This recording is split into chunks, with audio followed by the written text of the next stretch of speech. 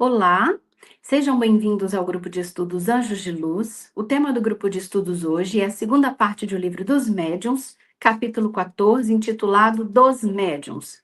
Eu sou Luana, palestrante do grupo Anjos de Luz. Peço licença a Deus, a Cristo, a equipe médica do Grande Coração de Chaterian, representada por Dr. Helmut, mentor espiritual do grupo Anjos de Luz. Orai e vigiai sempre, luz, paz e bem. Você que ainda não conhece o Grupo Anjos de Luz, vamos nos apresentar. O Grupo Anjos de Luz tem como missão promover o ser humano através de uma escuta fraterna, solidária, responsável e segura, contribuindo para o bem-estar e equilíbrio das pessoas e animais. A assistência espiritual é feita através de tratamentos disponibilizados no site. Cirurgia espiritual à distância, cirurgia espiritual presencial, oração pessoal, oração para casa, oração para o animal e oração para o tutor. Os tratamentos são gratuitos, complementares e não dispensam acompanhamento com o médico. Acompanhe a programação online divulgada todo início do mês nas redes sociais. Mantra do perdão, amor e gratidão do grupo Anjos de Luz. Hoje me perdoo e neste momento perdoo a todos. Peço perdão, sinto muito, eu me amo, amo a todos. Sou grato, estou livre, todos estão livres. Assim é, assim será, está feito. Amém, amém, amém e amém. Decreto dos servidores da luz. Eu sou um corpo de luz. Eu acendo a luz em mim e ao meu redor. Eu aciono as potencialidades cósmicas da luz para que vibrem em cada ser. Eu sou a luz, eu sou a mais alta vibração de luz. Eu sou luz, eu vibro na luz e permaneço na luz por toda a eternidade.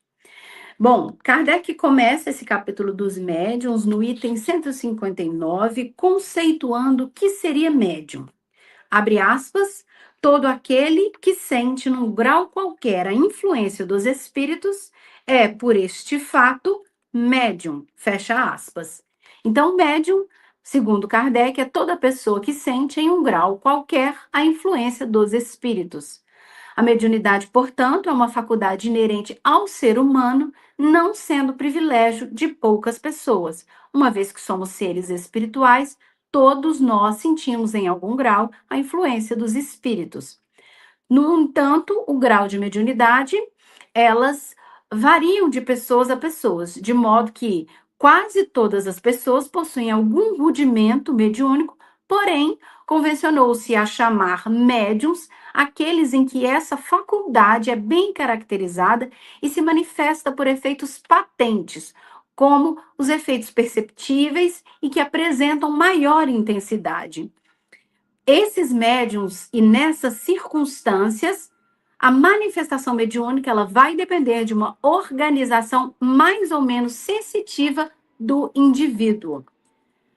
Por a mediunidade não se manifestar da mesma forma em todos, cada médium, portanto, possui aptidão para determinados tipos de fenômeno, o que levou Kardec a elencar os principais tipos de médiums, como sendo os médiums de efeitos físicos, os médiums sensitivos ou impressionáveis, os médiums audientes, os médiums falantes, os médiums videntes, os médiums sonambúlicos, os médiums curadores, os médiums pneumatógrafo e os médiums escreventes ou psicógrafos.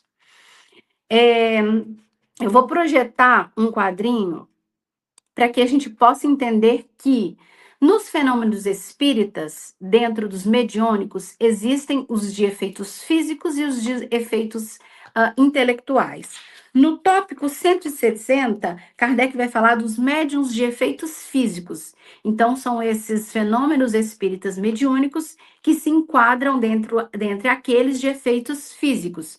Os demais médiums que nós vamos falar, como os sensitivos ou impressionáveis, os audientes, os falantes, hoje nesse bloco, se enquadram, portanto, nos fenômenos espíritas mediúnicos de efeitos intelectuais. No item 160, então, Kardec define médiums de efeitos físicos como sendo aqueles aptos a produzir fenômenos materiais, como o movimento de objetos, ruídos e pancadas. A classificação, ele classifica os médios de efeitos físicos em médios facultativos e médios involuntários.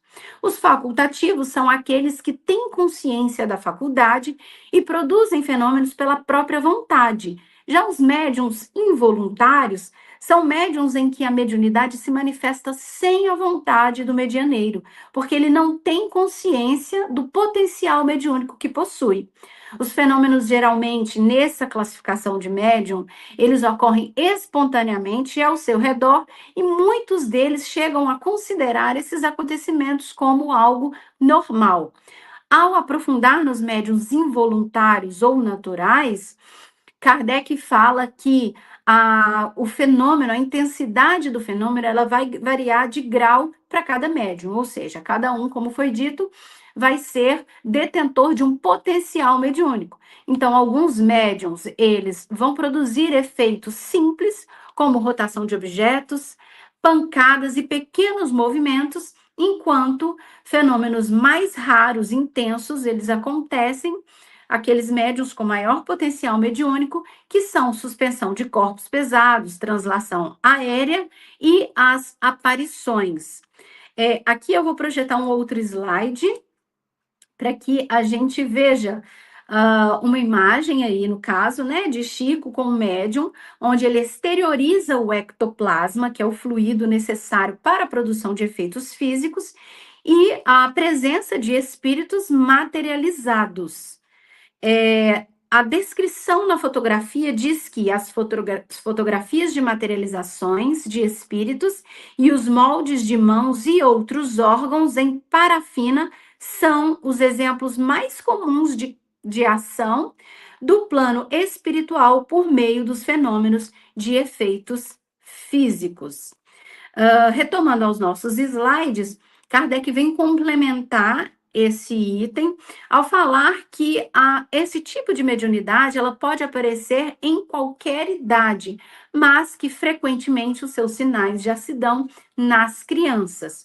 Por outro lado, ele também nos informa que esses fenômenos, eles não são considerados os mais importantes, mas também eles não devem ser desprezados porque eles permitiram a observação dos fenômenos espíritas e contribuíram como podem contribuir para a convicção dos observadores.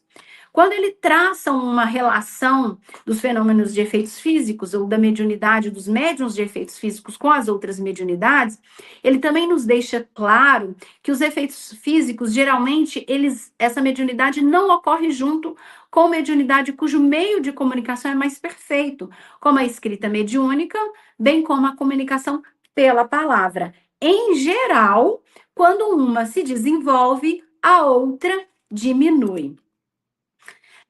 Avançando, né, a respeito das considerações que ele faz em torno da mediunidade, ele nos esclarece que mediunidade não é doença e que ela pode existir junto da saúde perfeita. Possíveis sofrimentos, eles podem acontecer. No primeiro caso, se o médium sofre, a causa não é a mediunidade, mas pode ser outros fatores físicos, associado muitas vezes à fraqueza orgânica. Mas a mediunidade, ela não é a causa dessa fraqueza. De outro modo, se o médium sofre pela mediunidade, principalmente uma mediunidade em desequilíbrio, os meios terapêuticos não são suficientes, são impotentes para fazer esse sofrimento desaparecer. De modo que a educação mediúnica, o estudo, o esclarecimento, a transformação moral do médium é o meio mais adequado à solução para esse tipo de sofrimento. Uma possibilidade existe no caso da mediunidade causar, né, ocasionar desordens físicas. É quando houver abuso da faculdade, causando então esse excesso de emissão de fluido vital e, por conseguinte, o enfraquecimento do organismo. Então, no geral, não há motivo para preocupação do ponto de vista da saúde, a não ser quando o médium abusa da faculdade mediúnica. No item 162, Kardec ele faz algumas considerações, principalmente tecendo algumas críticas a respeito dos experimentos agressivos que foram realizados para verificar se haviam fraudes naqueles fenômenos, dizendo-nos que esses meios de investigação podem prejudicar em muitos médiuns sensíveis e que tais práticas elas causam graves desordens físicas e emocionais, porque quando o observador ele é sério, ele não precisa recorrer a esses métodos. Outro ponto também é que esses fenômenos, eles são mais de ordem moral do que de ordem física, e por essa razão eles não podem ser plenamente explicados apenas pelas ciências da matéria. Não só Kardec traça esses comentários ao entorno desses métodos de investigação como causa de desequilíbrio e sofrimento dos médiuns, mas também ele levanta a questão do perigo das crenças supersticiosas e da sobreexcitação da imaginação. Então, atribuir aos fenômenos, né, ao diabo ou às forças demoníacas, isso pode gerar medo intenso, perturbações mentais, atividades violentas motivadas pela ignorância, como nós vemos aí no passado, inclusive na Idade Média, quando várias mulheres foram queimadas, levadas à fogueira. Então, a doutrina espírita, ela busca esclarecer a verdadeira causa dos fenômenos pela sua ciência, né? A ciência espírita organizada, né, pelo método científico desenvolvido por Kardec, a fim de evitar, né, esses escolhos, esses métodos de investigação, né, bem como essas crenças que fazem muito mal ao indivíduo. Kardec também nos esclarece que quando a mediunidade ela surge espontaneamente, o recomendado é não forçar nem reprimir o fenômeno, mas permitir que ele siga o seu curso natural. A conduta prática que o medianeiro, né, ou terceiros devem ter diante de condutas espirituais que de fato podem tomar proporções inoportunas é procurar comunicar-se com o espírito para compreender o objetivo da manifestação. Alguns conselhos nesse sentido já foram dados no capítulo das manifestações físicas espontâneas, também já abordado por nós nos blocos anteriores. De outra forma, os espíritos, Kardec esclarece, que geralmente produzem esses fenômenos, que muitas vezes se tornam inoportunos, são de ordem inferior e que eles podem facilmente serem dominados pelo ascendente moral do médium. Mas que para alcançar esse ascendente moral, o médium precisa, como foi dito, desse esclarecimento, desse estudo, dessa transformação moral, que aí, no caso, promove o equilíbrio da mediunidade. Quando o médium chega a esse ponto de educação mediúnica, ele passa do estado natural para o estado de médium voluntário, porque ele conhece a mediunidade, entende os seus efeitos e sabe lidar com ela. Então, o médium ele passa, portanto, com esse equilíbrio, com esse desenvolvimento, a controlar os fenômenos e muitas vezes transforma o espírito perturbador em submisso e dócil. Quando o médium, todavia, nos esclarece Kardec, ele não consegue agir sozinho, a intervenção de uma pessoa experiente pode ajudar nessa moralização desse espírito.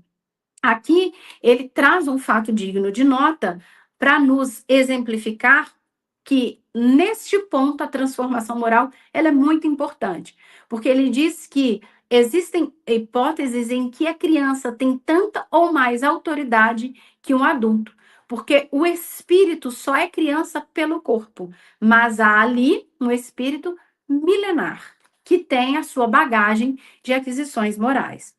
Então, Kardec avança agora para o próximo item, e ele vai falar no item 163 das pessoas elétricas, aquelas pessoas dotadas de uma eletricidade natural, e ele faz uma comparação com a mediunidade. Então, ele diz que algumas pessoas, né, elas produzem efeitos de atração e de repulsão pelo simples contato, dizendo-nos que elas são comparadas a verdadeiros torpedos humanos. Nas palavras de Kardec, abre aspas, são pessoas dotadas de certa dose de eletricidade natural, verdadeiros torpedos humanos, a produzirem por simples contato todos os efeitos de atração e repulsão. Errado, porém, fora considerá-las médiums porquanto a vera mediunidade supõe intervenção direta de um espírito. Então, existe uma diferença em relação à mediunidade. Então, as pessoas elétricas produzem os fenômenos de efeitos físicos, mas não caracterizam a mediunidade porque os fenômenos acontecem por uma eletricidade natural do organismo, da individualidade, sem a intervenção de espíritos. Isso revela uma potencialidade anímica, ou seja, é uma faculdade da alma. As pessoas elétricas, portanto, elas tiram de si mesmas o fluido necessário à produção do fenômeno e podem agir com o auxílio dos espíritos, sem ser necessariamente médiuns no sentido exato da palavra. Mas pode ser também, né, que um espírito as assista, como foi exemplificado aqui, e aproveite suas disposições naturais. Então, o que que nós entendemos aqui? Que a mediunidade, ela tem a mediação dos espíritos. Já a faculdade anímica é da própria pessoa, uma capacidade da alma, uma potencialidade anímica que não necessariamente vai contar com a assistência, com a influência espiritual. Então, em alguns casos, essa característica ela pode coexistir com a mediunidade. Mas pessoas elétricas que têm esse potencial não dependem da mediunidade para ter essa potência orgânica, né? Bom, o critério, então, para identificar a ação espiritual, né, a verdadeira prova da intervenção dos espíritos é o caráter, então, inteligente das manifestações. Porque pessoas elétricas podem movimentar objetos, o que é diferente de movimentá-los só de forma mecânica ou embora movimentos mecânicos que revelem inteligência. Quando nós falamos das mesas girantes, eram movimentos, mas que através das pancadas, os médiuns e os assistentes obtinham ali respostas, obtinham a verdadeira comunicação. E o que denotava ali uma inteligência. Então, os fenômenos sem inteligência, de acordo com a lógica de Kardec, eles devem ser atribuídos a causas físicas. Pessoas com eletricidade natural podem, segundo ele, ter maior predisposição para mediunidade de efeitos físicos. Mas isso só pode ser confirmado pela experiência.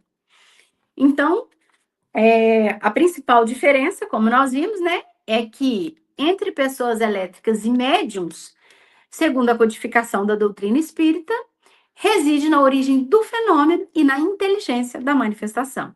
Enquanto médiums, eles são intermediários entre o mundo espiritual e o físico, pessoas elétricas produzem fenômenos físicos baseados em sua própria energia orgânica. Avançando, Kardec vai falar agora dos médiums sensitivos ou impressionáveis. O termo impressionável, ele quer dizer sensibilidade ou acuidade perceptiva da pessoa em relação a uma aproximação espiritual. Então, muitas impressões repercutem no medioneiro como uma sensação física ou por um pensamento emitido, ambos através de energias e recursos fluídicos que o espírito emana com ou sem consentimento do médium. Quando nós falamos da sensibilidade e da impressão, nós precisamos retomar o assunto fluidos, que ele é tratado lá na Gênesis, no capítulo 14, os fluidos, no item 16 e 17, onde Kardec esclarece o que se segue. Abre aspas. Os fluidos não possuem qualidades sui generis, mas as que adquirem no meio onde se elaboram. Sob o ponto de vista moral, trazem o cunho de sentimentos de ódio, de inveja, de ciúme, de orgulho, de egoísmo, de violência, de hipocrisia, calmantes, penetrantes, adstringentes, irritantes, dulcificantes, soporíficos, narcóticos, tóxicos, reparadores, expulsivos. O quadro dos fluidos seria, pois, o de todas as paixões, das virtudes e dos vícios da humanidade e das propriedades da matéria correspondente aos efeitos que eles produzem. Dessa maneira, ainda na Gênese, abre aspas, os fluidos que envolvem os espíritos maus ou que estes projetam são, portanto, viciados, ao passo que os que recebem a influência dos bons espíritos são tão puros quanto comporta o grau da perfeição moral desses, fecha aspas. Então, nós conseguimos entender pelas qualidades do fluido, de modo geral, que o médium, ele sente a presença espiritual devido ao seu raio de atuação fluídica, ou seja, quando o campo vibratório do médium ele entra em contato com a energia, com o campo vibratório ou com os fluidos atuantes do espírito que emana essa energia. Então, o médium ele vai se impressionar e sentir a depender da qualidade dos fluidos. Se for um fluido de ciúmes, é isso que o medianeiro vai se impressionar, vai perceber. Se for fluidos reparadores, é essa sensação de calma que ele também vai identificar. Cabar Schutel, no livro Médiuns e Mediunidade, no capítulo 17, quando ele vai falar de médium sensitivo, ele ainda faz uma pontuação, dizendo-nos que os médiuns delicados ou sensitivos, eles devem abster-se de comunicações com os espíritos violentos, cuja impressão é penosa, apenas exemplificando como que é essa sensibilidade a esses fluidos. Bom, então, nas palavras de Kardec, são chamados médiuns sensitivos ou impressionáveis, abre aspas, as pessoas suscetíveis de sentir a presença dos espíritos por uma impressão vaga, por uma espécie de leve roçadura sobre todos os seus membros, sensação que muitas vezes elas não podem explicar. Já no conceito de Cabar Schutel, nesse mesmo livro, Médiuns e Medianeiros, na verdade, deixa eu só consultar, médiuns e mediunidade, perdão. Ele vai dizer que médiuns sensitivos são as pessoas suscetíveis de pressentirem a presença de espíritos por uma impressão geral ou local, às vezes muito vaga, indefinível, outras vezes francamente material. A maior parte distingue os espíritos bons, os maus, pela natureza da impressão. Então, nós conseguimos perceber, como Kardec traduz para nós, que todos os médiuns, eles são necessariamente impressionáveis, sendo a impressionabilidade uma qualidade mais geral do que especial. Ela é a faculdade rudimentar indispensável ao desenvolvimento de todas as outras mediunidades. Antes de concluir os médiuns sensitivos ou impressionáveis, Kardec faz uma diferença, ele traz uma diferença, deixando-nos claro que pessoas que não têm nervos delicados sentem mais ou menos a presença dos espíritos, enquanto outras mais irritáveis sequer os percebe. Para nos dizer que a impressionabilidade ela não deve ser confundida com a sensibilidade puramente física ou nervosa. Essa faculdade é uma faculdade que se aperfeiçoa com o hábito e a experiência, a ponto de o médium, com esse desenvolvimento, aprender a identificar a natureza do espírito, se é bom ou mal, ou até mesmo a sua individualidade. Se bom, sensação suave e agradável, como nós vimos pela qualidade dos fluidos expostos lá na Gênese. Se espírito inferior, sensações penosas, angustiantes, muitas vezes desagradáveis. Agora, nós vamos falar dos médiuns audientes. Então, ele avança para nos dizer que médiuns audientes são aqueles que ouvem a voz dos espíritos. Em alguns casos, esses médiuns, só com a prática mediúnica, conseguem fazer a distinção entre os sons que ocorrem na natureza e os de origem mediúnicos.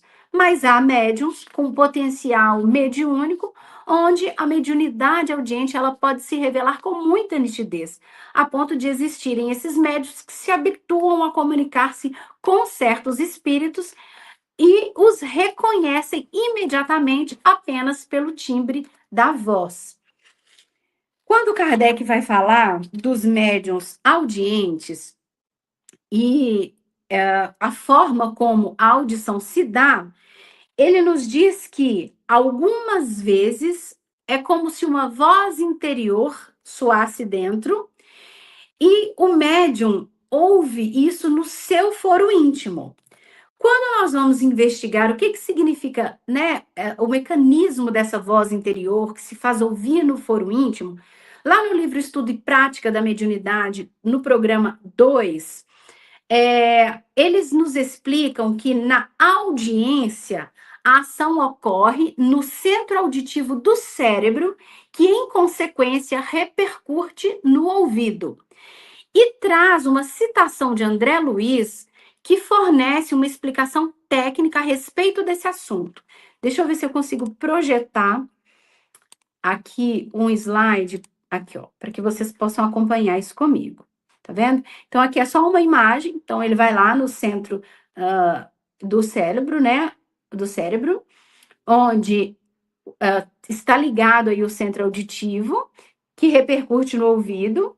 E nós avançamos, portanto, para a explicação de André Luiz, que vai nos dizer o seguinte: que os espíritos atuando sobre os raios mentais do medianeiro, na verdade, atuando sobre os raios mentais do medianeiro, o desencarnado lhe comunica vozes e sons utilizando da cóclea, tanto mais perfeitamente quanto mais intensamente se verifique a complementação vibratória nos quadros de frequência das ondas. Ocorrências essas nas quais se afigura um médium possuir uma caixa acústica na profundeza dos ouvidos. Então, a cóclea é essa estrutura em forma de caracol do ouvido interno, preenchida por um fluido essencial para a audição. Ela transforma vibrações sonoras em impulsos elétricos enviados ao cérebro. No livro Mediunidade de Edgar Armand, ele também nos traz que as impressões sonoras nessa modalidade, elas são transmitidas através de uma cortina fluídica que atinge os órgãos dos sentidos e cai no campo da consciência física. Afetam os nervos sensoriais da audição, mesmo sem passar pelo tímpano, simplesmente por indução. E logo depois, Kardec diz que, doutras vezes, essa audição é uma voz exterior, clara, distinta, qual de uma pessoa viva. Nesta modalidade de audição, Edgar Armand, ele nos esclarece, abre aspas, que o espírito que fala, transmite a palavra ou o som e as ondas sonoras não atravessam a cortina fluídica de proteção que separa o perispírito. Tais impressões não são transmitidas aos órgãos dos sentidos físicos, por isso é que o médium tem a impressão de que ouve dentro do cérebro. Então, a clareaudiência, elas, no livro, na verdade, no livro Nos Domínios da Mediunidade, deixa eu projetar aqui também, para vocês acompanharem. No livro Nos Domínios da Mediunidade, um dos instrutores realiza uma pergunta para Aulus da seguinte maneira: a clarevidência e a clareaudiência, acaso estão localizadas exclusivamente nos olhos e nos ouvidos da criatura encarnada? E Aulus acariciou-lhe a cabeça e acentuou: Hilário, vê-se que você está começando a jornada do conhecimento superior. Os olhos e os ouvidos materiais estão para a vidência e para a audição, como os óculos estão para os olhos e o ampliador de sons para os ouvidos. Simples aparelhos de complementação. Toda percepção é mental. Surdos e cegos, na experiência física, convenientemente educados, podem ouvir e ver através de recursos diferentes daqueles que são vulgarmente utilizados. A onda hertziana e os raios X vão ensinando aos homens que há som e luz muito além das acanhadas fronteiras vibratórias em que eles se agitam, e o médium é sempre alguém dotado de possibilidades neuropsíquicas especiais que lhes estendem os horizontes dos sentidos. Então, vou remover esse slide para a gente retomar. Kardec, né? A gente conseguiu, com o apoio da literatura espírita, então, diferenciar essas duas formas de